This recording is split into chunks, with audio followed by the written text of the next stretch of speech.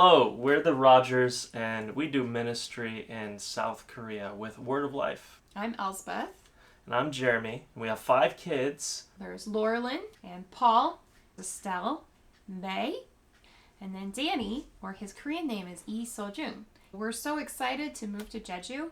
We're going to have a part in building up this Bible campus. We were down on Jeju Island so that I could teach some Bible classes, and the kids and the family were staying in the apartment that we're planning to move to. Then suddenly, the water starts pouring through the wall. We need that house to be a good, strong house for a long time, for our family, for all the ministries that we do.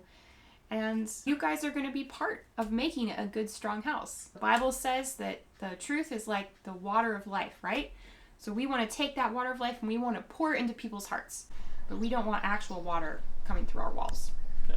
The reason why we came all the way over here to Korea is so that we could teach teenagers how to share the gospel with their friends. So over the last few years, the birth rate has gone down and down and down. So it's the lowest in the world. And there's not a lot of children growing up in the schools and in the neighborhoods. And we have a big family. I bet you never thought that a big family was patriotic. But for a Korean's perspective, it is. Because that's adding more children to the next generation. So we have the opportunity to talk about that children are a blessing. We also see it as a gift from God. So please pray for Korea, that people would choose to love life, that they would love the children, just like Jesus did. I was recently asked by a school with over 1,500 students to come and teach a lesson from the Bible. That school was started by missionaries. But out of that 1,500 students that I saw that day, probably only about 100 even go to church. I told those students that hope is something that we can find only in Jesus. In the Great Commission, Jesus told his disciples to make disciples. Christians shouldn't just sit in the church. They need to share the truth with everyone in their circle of friends. My kids, they're all in public school and they hear Korean all day, only Korean. They eat Korean food and they have Korean friends. We wanted our kids to have a Korean experience this year and to learn some of the Korean language and experience the culture. And we told our oldest, Laurelyn, who is a Christian, she's in 4th grade, you're old enough to share the gospel. She is excited to make friends and be able to share her faith with them.